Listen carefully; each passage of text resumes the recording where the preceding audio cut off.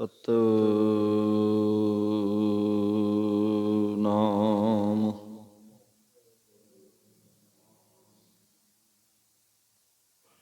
ਇੱਕ ਓੰਕਾਰ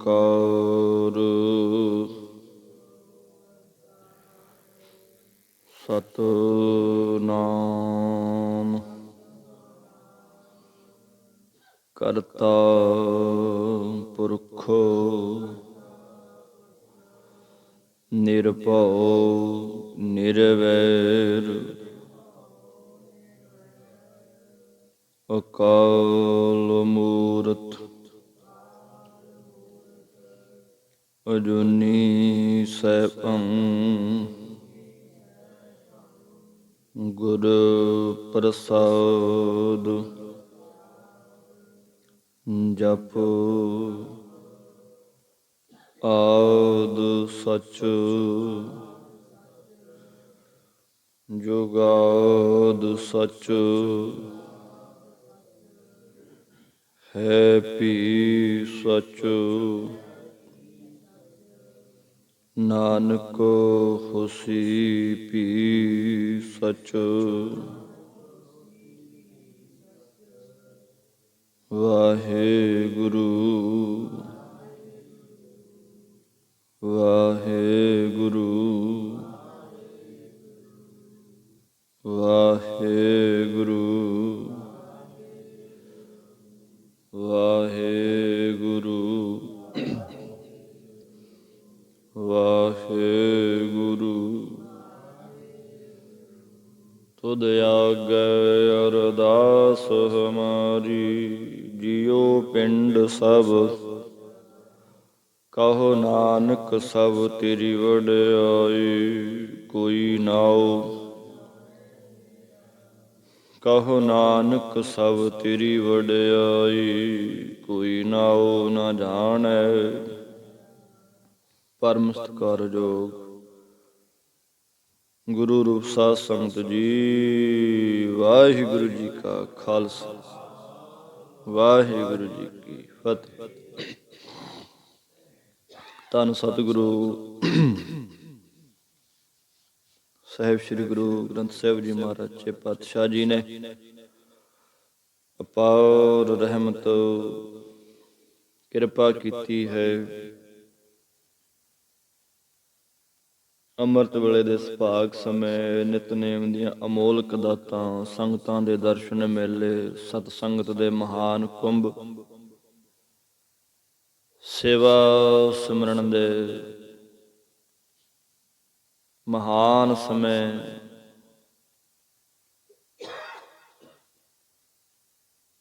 ਮਾਲਕ ਨੇ ਕਿਰਪਾ ਕੀਤੀ, ਬਖਸ਼ਿਸ਼ ਕੀਤੇ ਹਨ। ਸੋ ਜੋ ਵੀ ਗੁਰਸਿੱਖ ਸੰਗਤਾਂ ਨਿਤਨੇਮ ਅਨੁਸਾਰ ਸ਼ਰਧਾ ਭਾਵਨਾ ਦੇ ਨਾਲ ਸਤਿਗੁਰਾਂ ਦੇ ਚਰਨਾਂ ਦੀਆਂ ਆਪ ਜੀ ਹਾਜ਼ਰੀਆਂ ਭਰ ਰਹੇ ਹੋ ਜੀ, ਸਭ ਤਨ ਭਾਗੀ ਹੋ, ਵੱਡਿਆਂ ਕਰਮਾਂ ਵਾਲੇ।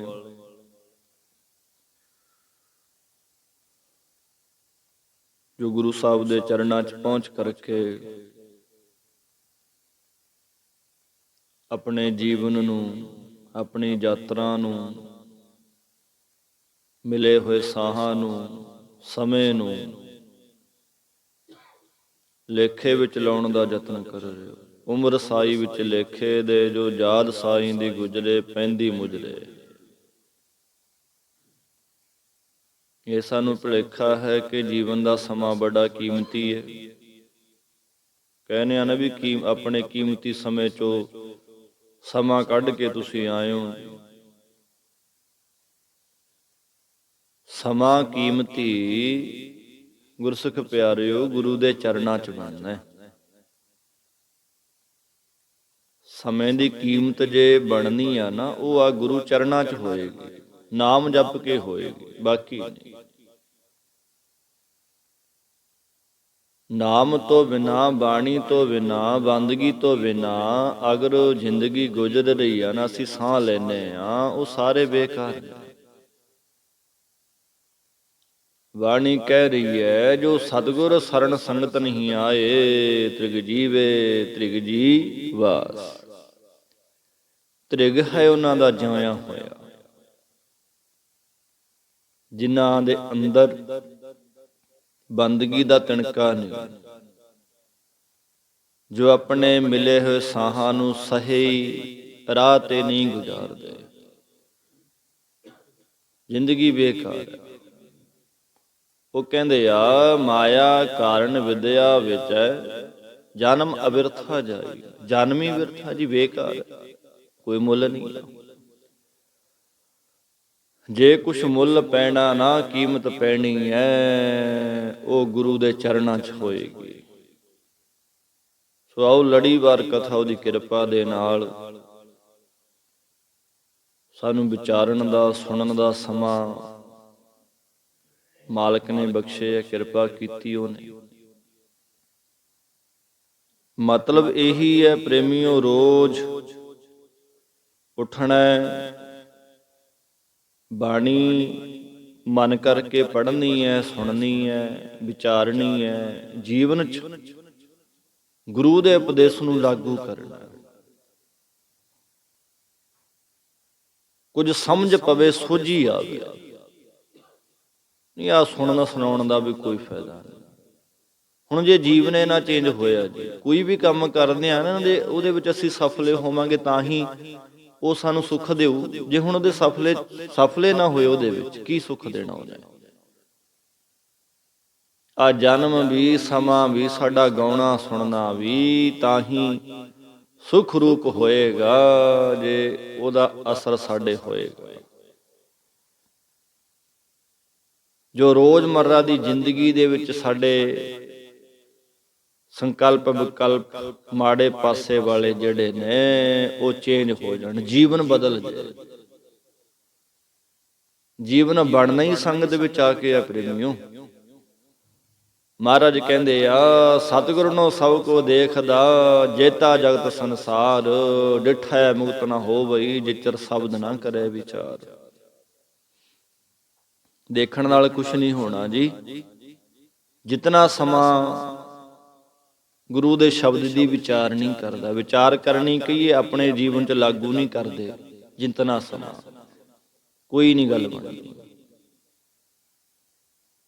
ਬਾਹਰੋਂ ਜਿੰਨਾ ਮਰਜ਼ੀ ਧੋਈ ਜਾਓ ਆ ਸਰੀਰ ਨੂੰ, ਲੱਖ ਮੈਂ ਸੋਹਣੇ ਕੱਪੜੇ ਪਾਵਾਂ, ਸੈਂਟ ਸਿੜਕਾਂ ਜੋ ਮਰਜ਼ੀ ਕਰਾਂ, ਜੇ ਅੰਦਰ ਦੀ ਮੈਲ ਨਾ ਲਈ ਤਾਂ ਬਾਹਰੋਂ ਧੋਣ ਦਾ ਕੋਈ ਫਾਇਦਾ ਨਹੀਂ।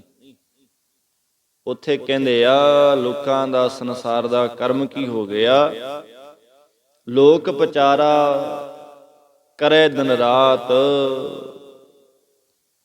ਮਨ ਕੀ ਮੈਲ ਨਾ ਤਨ ਤੇ ਜਾਤ। ਮਨ ਦੀ ਮੈਲ ਜਿਹੜੀ ਹੈ ਉਹ ਨਹੀਂ ਜਾਣੀ ਤਨ ਧੋਣ ਨਾਲ। ਅਗਲਾ ਸ਼ਬਦ ਗੁਰੂ ਸਾਹਿਬ ਜੀ ਕੀ ਸਮਝਾਉਂਦੇ ਆ। ਧੰਨ ਸ੍ਰੀ ਗੁਰੂ ਅਮਰਦਾਸ ਮਹਾਰਾਜ ਆਪਣੀ ਪਾਵਨ ਪਵਿੱਤਰ ਰਸਨਾ ਤੋਂ ਬਚਨ ਸਾਨੂੰ ਬਖਸ਼ਦੇ ਆ, ਉਚਾਰਨ ਕਰਦੇ ਆ, ਸਮਝਾਉਂਦੇ ਆ ਜੀ। ਆਓ ਪ੍ਰੇਮ ਦੇ ਨਾਲ ਜੁੜੋ ਸਾਰੇ, ਆਖੋ ਸਤਨਾਮ ਸ੍ਰੀ ਵਾਹਿਗੁਰੂ ਜੀ। ਮਹਾਰਾਜ ਕਹਿ ਰਹੇ ਆ, ਜਗ ਹਉਮੈ ਮੈਲ ਦੁਖ ਪਾਇਆ, ਮਲ ਲਾਗੀ ਦੂਜੈ ਹਾਏ। ਐ ਭਾਈ, ਇਸ ਜਗਤ ਦੇ ਵਿੱਚ ਜੀਵਾਂ ਨੇ ਜਗ ਹਉਮੈ ਮੈਲ, ਹਉਮੈ ਕਹੀਏ ਤਨ ਹੰਗਤਾ ਦੀ ਮੈਲ ਕਰਕੇ ਦੁੱਖ ਪਾਇਆ ਇਸ ਜਗਤ ਨੇ। ਮਲ ਕਹੀਏ ਮੈਲ ਦੂਜੇ ਭਾਏ, ਭਾਵ ਦਵੈਤ ਭਾਵਤਾ, ਦਵੈਤ ਭਾਵਨਾ ਜਿਹੜੀ ਆ ਹੰਗਤਾ ਕਰਕੇ, ਦੂਜੀਆਂ ਚੀਜ਼ਾਂ ਨਾਲ ਪ੍ਰੇਮ ਕਰਨੇ ਕਰਕੇ ਆ ਮੈਲ ਜਿਹੜੀ ਆ ਲੱਗੀ ਆ। ਹੁਣ ਇਹ ਵੀ ਨਾ ਸੋਚੀਏ ਕਿ ਆ ਜਿਹੜੀ ਮੈਲ ਹੈ ਸਾਨੂੰ ਇਸੇ ਜਨਮ 'ਚ ਲੱਗੀ ਆ। ਮੈਲ ਜਿਹੜੀ ਆ ਸਾਡੇ ਮਨ ਨੂੰ ਪ੍ਰੇਮੀਓ ਜਨਮਾਂ ਜਨਮਾਂਤਰਾਂ ਤੋਂ ਲੱਗੀ ਆ ਰਹੀ ਆ। ਬਹੁਤ ਵਾਰ ਬੇਨਤੀ ਕੀਤੀ, ਅਸੀਂ ਸਿਰਫ ਸਰੀਰ ਬਦਲਿਆ, ਜਾਮਾ ਬਦਲਿਆ, ਜਗ੍ਹਾ ਚੇਂਜ ਕੀਤੀ ਹੈ, ਜਗ੍ਹਾ ਚੇਂਜ ਕੀਤੀ ਆ। ਕਰਮ ਸਾਡੇ ਉਹੀ ਨੇ, ਮਨ ਸਾਡਾ ਉਹੀ ਹੈ, ਆਤਮਾ ਉਹੀ ਹੈ। ਜਿਵੇਂ ਯਾਤਰਾ ਤੇ ਜਾਂਦੇ ਆ ਜਾਂ ਕਿਸੇ ਹੋਰ ਏਰੀਏ 'ਚ ਜਾਂਦੇ ਆ, ਸਰੀਰ ਸਾਡਾ ਉਹੀ ਹੈ, ਨਜ਼ਰੀਆ, ਹੱਥ ਪੈਰ ਸਾਡੀ ਉਹੀ ਨੇ, ਜਗ੍ਹਾ ਹੀ ਚੇਂਜ ਹੋਈ ਹੈ ਕੇਵਲ। ਇਹ ਤਾਂ ਹੈ ਨਹੀਂ ਵੀ ਹੋਰ ਜਗ੍ਹਾ ਤੇ ਜਾ ਕੇ ਸਾਡੀਆਂ ਆਦਤਾਂ ਚੇਂਜ ਹੋ ਗਈਆਂ, ਉਹੀ ਚੀਜ਼ ਆ। ਸੋ ਇਸੇ ਤਰ੍ਹਾਂ ਜਨਮ ਜਨਮ ਕੀ ਇਸ ਮਨ ਕੋ ਮਲ ਲਾਗੀ, ਕਾਲਾ ਹੋਆ ਸਿਆਹ। ਆ ਇੱਕੇ ਜਨਮ ਦੀ ਨੂੰ ਫਿਰ ਮੈਲ ਕਿਹੜੀ, ਕਾਹਦੀ ਮੈਲ ਲੱਗ ਗਈ ਜੀ? ਹਉਮੈ ਮੈਲ, ਸਾਡੇ ਹਉਮੈ ਦੀ, ਹੰਗਤਾ ਦੀ, ਹੰਕਾਰ ਦੀ ਮੈਲ ਲੱਗੀ ਹੋਈ ਆ। ਜੋ ਮਲ ਲਾਗੀ ਦੂਜੇ ਭਾਏ, ਦ્વੈਸ਼ ਭਾਵਨਾ ਕਰਕੇ ਤਨ ਦੀ ਮੈਲ ਲੱਗੀ ਆ। ਹੋਰ ਹੋਰ ਕਿਧਰੇ ਪ੍ਰੇਮ ਪਾਉਣਾ, ਰੱਬ ਦਾ ਨਾਮ ਛੱਡ ਕੇ। ਤੇ ਸਤਿਗੁਰ ਕਹਿੰਦੇ ਆ, ਮਲ ਹਉਮੈ ਧੋਤੀ ਕਿਵੈ ਨਾ ਉਤਰੈ, ਜੇ ਸੋ ਤੀਰਥ ਨਹਾਏ। ਇਹ ਕਹਿੰਦੇ ਭਾਈ, ਹਉਮੈ ਦੇ ਹੰਗਤਾ ਦੀ ਮੈਲ ਅਨੇਕਾਂ ਉਪਾਵਾਂ ਨਾਲ, ਭਾਵ ਜਿੰਨੇ ਮਰਜੀ ਬੰਦਾ ਸਾਧਨ ਕਰੇ ਜੀ,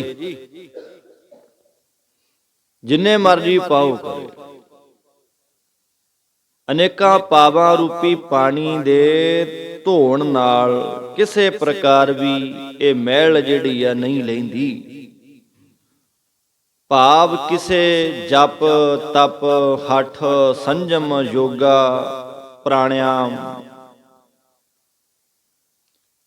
ਹੋਰ ਬੜੇ ਬੰਦਾ ਸਾਧਨ ਕਰਦਾ, ਇਹ ਸਾਧਨਾ ਦੁਆਰਾ ਵੀ ਇਹ ਮੈਲ ਨਹੀਂ ਲੈਂਦੀ। ਗੁਰੂ ਅਰਜਨ ਦੇਵ ਕਹਿੰਦੇ ਆ, ਪਾਠ ਪੜਿਓ ਅਰ ਵੇਦ ਵਿਚਾਰਿਓ, ਨਿਵਲ ਪਿਅੰਗਮ ਸਾਧੇ। ਪਾਠ ਪੜ੍ਹਦਾ ਬੰਦਾ, ਵੇਦ ਸ਼ਾਸਤਰ ਪੜ੍ਹਦਾ, ਧਾਰਮਿਕ ਪੁਸਤਕਾਂ ਪੜ੍ਹਦਾ। ਗੱਲਾਂ ਤਾਂ ਥੋੜੀਆਂ ਔਖੀਆਂ ਨੇ ਕਰਨੀਆਂ, ਸੁਣੀਆਂ ਝਟਕੀਆਂ ਨੇ। ਡਰ ਵੀ ਲੱਗਦਾ ਕੋਈ ਕਹਿ ਨਾ ਦੇਵੇ ਕਿ ਮੈਨੂੰ ਕਹਿਤਾ। ਮੇਰੇ ਮਨ ਦੀ ਅਵਸਥਾ ਤੁਸੀਂ ਨਹੀਂ ਜਾਣਦੇ, ਤੁਹਾਡੇ ਮਨ ਦੀ ਅਵਸਥਾ ਮੈਂ ਨਹੀਂ ਜਾਣਦਾ। ਹੁਣ ਬਾਣੀ ਸੁਣੋ ਕੀ ਕਹਿ ਰਹੀ ਹੈ। ਪਾਠ ਪੜ੍ਹਦਾ ਬੰਦਾ, ਵੇਦ ਸ਼ਾਸਤਰ ਸੁਣਦਾ, ਸੁਣਾਉਂਦਾ, ਵਿਚਾਰਦਾ ਮੇਰੇ ਵਰਗਾ। ਨਿਬਲ ਪਿਅੰਗਮ ਸਾਧੇ, ਕੁੰਡਲ ਦੀ ਨਾੜੀ ਰਾਹੀਂ ਸਵਾਸ ਜਿਹੜੇ ਨੇ 10ਵੇਂ ਦੁਆਰ ਤੇ ਚੜਾ ਲੈਂਦਾ ਬੰਦਾ ਜੀ। ਉਹਦੇ ਨਾਲ ਕੀ ਹੁੰਦਾ ਹੈ? ਪੰਜ ਜਨਾਸ ਸੰਗ ਨਾ ਛੁਟਕਿਓ, ਅਧਿਕ ਅਹੰ ਬੁੱਧ ਵਾਧੇ। ਜਿਹੜੇ ਪੰਜ ਚਿੰਬੜੇ ਆ ਨਾ, ਕਾਮ ਕ੍ਰੋਧ ਲੋਭ ਮੋਹ ਹੰਕਾਰ, ਸਗੋਂ ਹੋਰ ਅਧਿਕ ਹੰਕਾਰ ਵੱਧਦਾ। ਮਾਣ, ਮੈਂ ਮਾਣ ਕਰਦਾ, ਮੇਰੇ ਵਰਗੀ ਕਥਾ ਕੋਈ ਕਰ ਦੂ? ਜਿੰਨੀ ਸੇਵਾ ਮੈਂ ਕਰਦਾ ਇੱਥੇ ਆ ਕੇ ਕੋਈ ਕਰ ਦੂ? ਮੈਂ ਹੀ ਆ ਜੀ ਸੇਵਾਦਾਰ, ਹੋਰ ਤਾਂ ਕੋਈ ਹੈ ਹੀ ਨਹੀਂ। ਵਾਧੂ ਦਾ ਮਾਣ ਆ ਪ੍ਰੇਮੀਓ। ਬਾਣੀ ਤੋਂ ਸੁਣ ਲਓ, ਮਹਾਰਾਜ ਕਹਿੰਦੇ ਕੀ ਆ ਜੀ, ਜਿਸ ਆਸਣ ਹਮ ਬੈਠੇ ਕੀਤੇ ਵੈਸ ਗਏ। ਆ ਜਿਹੜੇ ਆਸਣ ਤੇ ਜਿੱਥੇ ਹੁਣ ਮੈਂ ਬੈਠਿਆ, ਤੁਸੀਂ ਬੈਠੇ ਹੋ, ਪਤਾ ਨਹੀਂ ਕਿੰਨੇ ਕੁ ਬਹਿ ਕੇ ਤੁਰ ਗਏ। ਸਾਹਮਣੇ ਆ ਨਾ ਸਾਡੇ, ਮੈਂ ਵੀ ਤੁਰ ਜਾਣਾ, ਤੁਸੀਂ ਵੀ ਤੁਰ ਜਾਣਾ। ਕਾਹਦਾ ਮਾਣ? ਕੀ ਮਾਣ ਕਰੀਏ? ਫਿਰ ਮੰਗਣਾ ਕੀ ਹੈ? ਪਿਆਰੇ ਉਹ ਸਜਣਾ, ਇਹਨੇ ਵਿਦ ਮਿਲਣ ਨਾ ਜਾਈ, ਮੈਂ ਕੀਏ ਕਰਮ ਅਨੇਕਾਂ। ਆ ਵਿਧੀਆਂ ਨਾਲ ਉਹ ਨਹੀਂ ਮਿਲਦਾ। ਜਿੰਨੇ ਮਰਜ਼ੀ ਜਪ ਤਪ ਜੇ ਕਰੀ ਜਾ, ਜਿੰਨੀਆਂ ਮਰਜ਼ੀ ਧਾਰਮਿਕ ਪੁਸਤਕਾਂ ਪੜ੍ਹੀ ਜਾ, ਕੁੰਡਲੀ ਨਾੜੀ ਰਾਹੀਂ ਸਾਸ ਚੜਾ ਲੈ। ਹਾਰ ਪਰਿਓ ਸੁਆਮੀ ਕੈ ਦੁਆਰੈ, ਦੀਜੈ ਬੁੱਧ ਵਿਵੇਕਾ। ਵਿਵੇਕ ਬੁੱਧ ਸਾਡੇ ਕੋਲ ਹੋਵੇ। ਕਹੀਏ ਭਾਈ, ਚੰਗਾ ਮਾੜਾ ਪਰਖਣ ਦੀ ਬੁੱਧ, ਚੰਗੇ ਮਾੜੇ ਦੀ ਸੋਝੀ ਆ ਜੇ, ਸਮਝ ਲੱਗ ਜਾਏ ਕਿ ਆ ਚੰਗਾ ਆ ਮਾੜਾ। ਪਤਾ ਸਭ ਨੂੰ, ਫਾਸਨ ਕੀ ਬਿਦ ਸਭ ਕੋ ਜਾਣੈ, ਛੂਟਨ ਕੀ ਕੋਈ ਪਤਾ ਹੈ ਵੀ ਆ ਮਾੜਾ ਆ ਚੰਗਾ। ਪਰ ਜੇ ਬੰਦਾ ਜਾਣਦਾ ਹੋਇਆ ਵੀ ਨਾ ਜੀ, ਜਾਣਦਾ ਹੋਇਆ ਵੀ ਔਗਣ ਕਰਦਾ ਹੈ, ਤਾਂ ਸਮਝੋ ਕਿ ਉਹਦੇ ਕੋਲ ਵਿਵੇਕ ਬੁੱਧ ਨਹੀਂ। ਮਨ ਜਾਣਤ ਸਭ ਬਾਤ, ਜਾਣਤ ਹੀ ਔਗਣ ਕਰੈ, ਕਾਹੇ ਕੀ ਕੁਸ਼ਲਾਤ, ਹਾਥ ਦੀਪ ਕੂਏ ਪਰੈ। ਹੱਥ ਵਿੱਚ ਦੀਵਾ ਵੀ ਹੈ, ਅੱਗੇ ਖੂਹ ਹੈ ਦਿਖ ਰਿਹਾ ਨਾਲੇ, ਫਿਰ ਵੀ ਬੰਦਾ ਖੂਹ ਚ ਡਿੱਗਦਾ। ਨਾਲੇ ਪਤਾ ਕਿ ਵਿਕਾਰ ਕਰਨੇ ਮਾੜੇ ਆ, ਫਿਰ ਵੀ ਬੰਦਾ ਕਰਦਾ। ਫਿਰ ਕਸੂਰ ਕਿਹਦਾ ਹੋਇਆ? ਬਾਣੀ ਦਾ, ਗੁਰੂ ਦਾ, ਜਾਪਣਾ। ਵਿਵੇਕ ਬੁੱਧ, ਚੰਗਾ ਮਾੜਾ ਸੋਚਣ ਦੀ, ਪਰਖਣ ਦੀ, ਵਿਚਾਰਨ ਦੀ ਸਾਨੂੰ ਵਿਵੇਕ ਬੁੱਧ ਆ ਜਾਏ। ਸ਼ਕਤੀ ਮਿਲ ਗਈ, ਉਹਨੂੰ ਵਰਤਣ ਦਾ ਜਜ਼ਬਾ ਸਾਨੂੰ ਜਰੀਆ, ਨਜ਼ਰੀਆ ਬਣ ਜਾਏ ਸਾਡਾ ਵੀ, ਨਾ ਆ ਮਾੜਾ, ਮੈਂ ਇੱਧਰ ਨਹੀਂ ਜਾਣਾ। ਫਿਰ ਮਹਾਰਾਜ ਕਹਿੰਦੇ ਆ ਜੀ, ਮੋਨ ਭਇਓ ਕਰਪਾਤੀ ਰਹਿਓ, ਨਗਨ ਫਿਰਿਓ ਮਨ ਮਾਹੀ। ਮੋਨ ਧਾਰ ਲਿਆ ਬੰਦੇ ਨੇ ਜੀ, ਮਨ ਦੀ ਮੈਲ ਦੀ ਗੱਲ ਕਰਨੇ ਆਪਾਂ ਵੀ, ਐ ਨਹੀਂ ਲੈਂਦੀ। ਮੋਨ ਭਇਓ ਕਰਪਾਤੀ ਰਹਿਓ, ਮੋਨੀ ਬਣ ਗਿਆ, ਕਹਿੰਦਾ ਮੈਂ ਬੋਲਣਾ ਨਹੀਂ ਜੀਭ ਤੋਂ। ਮਨ ਤਾਂ ਬੋਲਦਾ ਹੈ, ਮਨ ਤਾਂ ਨਹੀਂ ਚੁੱਪ ਕਰਿਆ, ਉਹ ਤਾਂ ਫਿਰ ਕਾਗਜ਼ਾਂ ਤੇ ਲਿਖ ਲਿਖ ਬੰਦਾ ਦਿੰਦਾ ਹੈ। ਗੱਲ ਤਾਂ ਜਿਹੜੀ ਹੈ ਵੀ ਅੰਦਰ ਦੇ ਸੰਕਲਪ ਵਿਕਲਪ ਜਿਹੜੇ ਉੱਠਦੇ ਆ ਫੁਰਨੇ, ਉਹ ਰੋਕਣੇ ਆ, ਉਹ ਰੋਕੇ ਨਹੀਂ। ਉਹਦਾ ਪਰਚੀਆਂ ਲਿਖ ਲਿਖ ਕੇ ਦਿੰਨਾ ਮੈਂ, ਕਾਹਦਾ ਮੋਨ ਫਿਰ ਮੇਰਾ। ਕਰਪਾਤੀ ਰਹਿਓ, ਕਰ ਕਹੀਏ ਹੱਥਾਂ ਦਾ ਭਾਂਡਾ, ਪਾਤੀ ਰੋਟੀ। ਕਰਪਾਤੀ ਰਹਿਓ ਕਿ ਭਾਂਡਾ ਨਹੀਂ ਕੋਈ ਵਰਤਣਾ, ਹੱਥਾਂ ਨੂੰ ਇਹ ਭਾਂਡਾ ਬਰਤਨ ਬਣਾ ਕੇ ਪ੍ਰਸ਼ਾਦਾ ਜੋ ਵੀ ਆ ਉਹ ਛਕਣਾ। ਕਰਪਾਤੀ ਰਹਿਓ, ਨਗਨ ਫਿਰਿਓ ਮਨ ਮਾਹੀ। ਕੱਪੜੇ ਵੀ ਤਿਆਗ ਤੇ ਨੰਗਾ ਹੋ ਕੇ ਜੰਗਲਾਂ 'ਚ ਫਿਰਦਾ, ਕਿ ਘਰਾਂ 'ਚ, ਪਿੰਡਾਂ 'ਚ, ਨਗਰਾਂ 'ਚ ਰਹਿਣੀ ਨਹੀਂ, ਜੰਗਲਾਂ 'ਚ ਭੱਜ ਗਿਆ, ਨਗਨ ਸਾਧੂ ਬਣ ਗਿਆ। ਨਗਨ ਫਿਰਿਓ ਮਨ ਮਾਹੀ, ਤੜ ਤੀਰਥ ਸਭ ਧਰਤੀ ਭਰਮਿਓ, ਦੁੱਧਾ ਛੁਟਕੇ ਨਾਹੀ। ਧਰਤੀ ਭਰਮਤੀ, ਤੜ ਤੀਰਥ ਘੁੰਮਾਇਆ, ਸਮੁੰਦਰ ਬੜੇ ਤੜ ਤੀਰਥ ਘੁੰਮੇ, ਦੁੱਧਾ ਛੁਟਕੇ ਨਾਹੀ। ਦੁੱਧਾ ਤਾਂ ਦੁਐਸ਼ ਭਾਵਨਾ ਜਿਹਦੇ ਕਰਕੇ ਮੈਲ ਲੱਗੀ ਉਹ ਤਾਂ ਲਈ ਨਹੀਂ, ਦੁੱਧਾ ਛੁਟਕੇ ਨਾਹੀ। ਫਿਰ ਮਨ ਕਾਮਨਾ ਤੀਰਥ ਜਾਏ ਵਸਿਓ। ਮਨ ਵਿੱਚ ਕਾਮਨਾ ਰੱਖ ਲਈ ਕਿ ਤੀਰਥਾਂ ਤੇ ਜਾ ਕੇ ਜੇ ਰਹਿਣ ਲੱਗ ਜੀਏ ਬੰਦਾ ਸਾਫ਼ ਹੋ ਜੂ, ਗੰਗਾ ਦੇ ਕਿਨਾਰੇ ਰਹਿਣਾ। ਸਿਰ ਕਰਬਤ ਧਰਾਏ, ਬਨਾਰਸ ਦੇ ਵਿੱਚ ਸ਼ਿਵ ਜੀ ਦਾ ਬਹੁਤ ਵੱਡਾ ਹਾਰ ਹੈ, ਉਹਦੇ ਨਾਲ ਬੰਦਾ ਆਪਣੇ ਆਪ ਨੂੰ ਚਰਾ ਲੈਂਦਾ, ਕਿ ਉਹਦੇ ਨਾਲ ਜੇ ਬੰਦਾ ਚਰਾਊ ਆਪਣੇ ਆਪ ਨੂੰ, ਮੁਕਤੀ ਪ੍ਰਾਪਤ ਕਰ ਲੂਗਾ। ਸਿਰ ਕਰਬਤ ਧਰਾਏ, ਕਰਬਤ ਨਾਮ ਆਰੇ ਦਾ, ਗੁਰੂ ਅਰਜਨ ਸਾਹਿਬ ਜੀ ਦੇ ਬਚਨ ਨੇ। ਸਿਰ ਕਰਬਤ ਧਰਾਏ, ਉਹ ਕਹਿੰਦੇ ਮਨ ਕੀ ਮੈਲ ਨਾ ਉਤਰੈ ਇਹ ਵਿਦ। ਮਨ ਦੀ ਮੈਲ ਜਿਹੜੀ ਹੈ ਪ੍ਰੇਮੀਓ, ਆ ਵਿਧੀ ਨਾਲ ਨਹੀਂ ਉਤਰਦੀ, ਜੇ ਲੱਖ ਯਤਨ ਕਰਾਏ। ਮਲ ਹਉਮੈ ਧੋਤੀ ਕਿਵੇਂ ਨਾ ਉਤਰੈ, ਜੇ ਸੌ ਤੀਰਥ ਨਹਾਏ। ਜਿੰਨੇ ਮਰਜ਼ੀ ਸਾਧਨ ਕਰੀਏ ਭਾਈ, ਮਨ ਦੀ ਮੈਲ ਏਦਾਂ ਨਹੀਂ ਉਤਰਦੀ। ਮਨ ਦੀ ਮੈਲ ਤਾਂ ਗੁਣ ਗਾਵਤ ਤੇਰੀ ਉਤਰ ਸਮੈਲ, ਉਹਦੇ ਗੁਣ ਗਾ ਕੇ ਅੰਦਰੋਂ ਭਿੱਜ ਕੇ ਫੇਰ ਉਤਰੇਗੀ। ਉਹ ਕਹਿੰਦੇ ਅਨੇਕਾਂ ਜਨਮਾਂ ਦੀ ਆਸ ਅੰਦਰ ਮਨ ਨੂੰ, ਸਰੀਰ ਹੰਗਤਾ ਜਿਹੜੀ ਆ, ਦੇਹ ਹੰਗਤਾ ਜਿਹੜੀ ਆ, ਹਉਮੈ ਦੀ ਮੈਲ ਅਨੇਕਾਂ ਪਾਵਾਂ ਨਾਲ ਨਹੀਂ ਲੈਂਦੀ ਜੋ ਲੱਗੀ ਅੰਦਰ। ਆ ਜਪ ਤਪ ਹਠ ਜੋਗ ਕਰਕੇ, ਪ੍ਰਾਣਾਯਾਮ ਕਰਕੇ, ਸਾਧਨ ਜੋ ਵੀ ਬੰਦਾ ਕਰਦਾ ਹੈ, ਇਹਨਾਂ ਦੇ ਨਾਲ ਵੀ ਮੈਲ ਜਿਹੜੀ ਆ ਉਹ ਨਹੀਂ ਉਤਰਦੀ। ਜੇਕਰ ਸੈਂਕੜੇ ਤੀਰਥਾਂ ਤੇ ਜਾ ਕੇ ਵੀ ਬੰਦਾ ਇਸ਼ਨਾਨ ਕਰੇ ਤਾਂ ਵੀ ਉਹ ਮੈਲ ਨਹੀਂ ਉਤਰਦੀ। ਕਿਉਂ? ਕਿਉਂਕਿ ਬੰਦਾ ਜਾਂਦਾ ਤੀਰਥਾਂ ਤੇ ਜ਼ਰੂਰ ਹੈ, ਜਾਣੇ ਜ਼ਰੂਰ ਆਪਾਂ, ਯਾਤਰਾ ਤੇ ਜਾਂਦੇ ਆ ਨਾ ਹਰ ਸਾਲ, ਸਾਲ 6 ਮਹੀਨੇ ਬਾਅਦ ਜਾਂਦੇ ਹੀ ਰਹੇ ਨੇ। ਜੇ ਤਾਂ ਬਿਰਤੀ ਸ਼ੁੱਧ ਹੈ ਪ੍ਰੇਮੀਓ, ਤਾਂ ਯਾਤਰਾ ਕਰੀ ਹੋਈ ਸਫਲ ਹੀ ਆ। ਜੇ ਮਨ ਵਿੱਚ ਦਵੈਸ਼ ਭਾਵਨਾ ਹੈ, ਗੜਬੜੀ ਹੈ, ਫਰਕ ਹੈ, ਤਾਂ ਉਹਦਾ ਫਾਇਦਾ ਨਹੀਂ ਕੋਈ, ਨਾ ਏ ਜਾਈਏ ਚੰਗਾ। ਬਾਣੀ ਕੀ ਕਹਿੰਦੀ ਹੈ ਜੀ? ਨਹਾਵਣ ਚੱਲੇ ਤੀਰਥੀ, ਮਨ ਖੋਟੈ ਤਨ ਚੋਰ। ਇਹ ਤੀਰਥਾਂ ਦੇ ਬੰਦਾ ਗਿਆ, ਮਨ ਖੋਟਾ ਹੈ, ਤਨ ਚੋਰ ਹੈ। ਪਰਾਇ ਸਰੂਪ ਤੱਕਣੇ, ਇੱਕ ਭਾਉ ਲੱਥੀ ਨਾਤਿਆਂ, ਦੋਏ ਭਾ ਚੜੀਅਸ ਹੋਰ। ਇੱਕ ਪਾਪ ਉਤਾਰਿਆ ਨਹਾ ਕੇ ਜੀ ਤੀਰਥਾਂ ਤੇ, ਦੋ ਹੋਰ ਚੜਾ ਲਏ। ਜਾਂਦਾ ਨਾ ਬੰਦਾ ਤੀਰਥਾਂ ਤੇ, ਮਹਾਰਾਜ ਕਹਿੰਦੇ ਤੀਰਥ ਜਾਓ ਤਾਂ ਹੋ ਕਰਤੇ। ਬੰਦਾ ਯਾਤਰਾ ਵੀ ਜਾਂਦਾ ਨਾ, ਤੀਰਥਾਂ ਤੇ ਜਾਂਦਾ ਮੇਰੇ ਵਰਗਾ। ਮੈਂ ਯਾਤਰਾ ਚੱਲਿਆ ਜੀ, ਮੈਂ ਹਰਿਮੰਦਰ ਸਾਹਿਬ ਚੱਲਿਆ, ਮੈਂ ਹੇਮਕੁੰਟ ਸਾਹਿਬ ਚੱਲਿਆ, ਮੈਂ ਹਜੂਰ ਸਾਹਿਬ ਚੱਲਿਆ, ਮੈਂ ਪਟਨਾ ਸਾਹਿਬ ਚੱਲਿਆ, ਮੈਂ ਜਾਣਾ। ਤੂੰ ਕੌਣ ਆ ਜਾਣ ਵਾਲਾ? ਤੂੰ ਕੌਣ ਆ ਜਾਣ ਵਾਲਾ? ਤੇਰੇ ਵਿੱਚ ਇਹ ਹਿੰਮਤ ਤਾਂ ਹੈ ਨਹੀਂ। ਘਰ ਦੇ ਨਾਲ ਕੰਧ ਲੱਗਦੀ ਹੈ, ਸਾਡੇ ਘਰ ਦੀ ਕੰਧ ਨਾਲ ਕੰਧ ਗੁਰੂ ਸਾਹਿਬ ਜੀ ਦੀ ਦਰਬਾਰ ਦੀ, ਉੱਥੇ ਦਾ ਤੈਥੋਂ ਮੱਥਾ ਟੇਕ ਨਹੀਂ ਹੁੰਦਾ।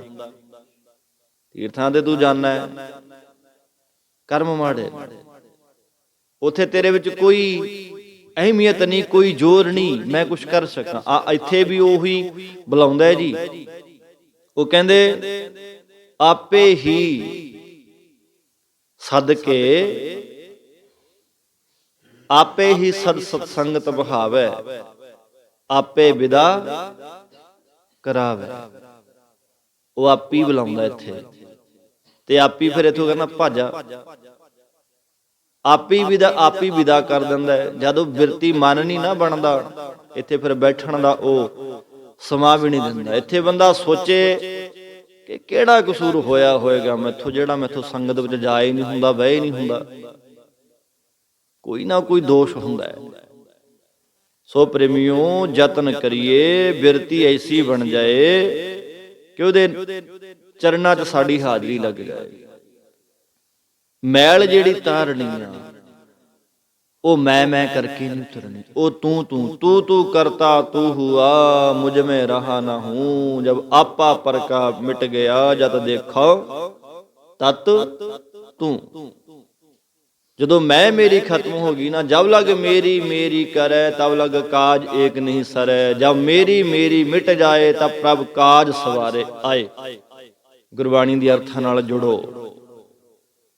ਨਾ ਤਾਂ ਅਸੀਂ ਮਨ ਕਰਕੇ ਮੇਰੇ ਵਰਗਾ ਪੜ੍ਹਦਾ, ਨਾ ਮਨ ਕਰਕੇ ਕੋਈ ਸੁਣਦਾ ਅਰਥਾਂ ਦੇ ਨਾਲ, ਨਾ ਕੋਈ ਜੁੜਦਾ। ਕੋਈ ਵਿਰਲਾ ਹੁੰਦਾ ਕਿ ਗੁਰਬਾਣੀ ਆ ਕਹਿੰਦੀ ਹੈ, ਆ ਮਹਾਰਾਜ ਦੇ ਬਚਨ ਨੇ, ਆ ਗਿਆਨ ਹੈ। ਕੋਈ ਅਰਥਾਂ ਨਾਲ ਜੁੜਦਾ ਜੀ। ਜੇ ਗੁਰੂ ਨਾਨਕ ਦੇ ਅਰਥਾਂ ਨਾਲ, ਬਚਨਾਂ ਨਾਲ ਜੁੜੀਏ ਨਾ, ਵਿਚਾਰੀਏ ਵੀ ਆਹ ਗਿਆਨ ਹੈ, ਜੀਵਨ ਬਦਲ ਜੂ। ਨਹੀਂ ਔਖਾ ਬੜਾ, ਲੱਖ ਭਰਮਣ ਕਰੀਏ